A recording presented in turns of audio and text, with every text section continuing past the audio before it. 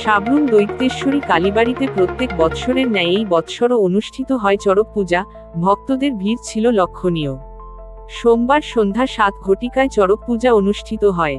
জানা যায়, হিন্দু শাস্ত্র অনুযায়ী শিব ঠাকুরকে তুষ্ট করতে হিন্দু ধর্মের জনগণ চড়ক পূজার আয়োজন করেন। প্রাচীন কাল থেকে হয়ে আসছে এই চড়ক পূজা।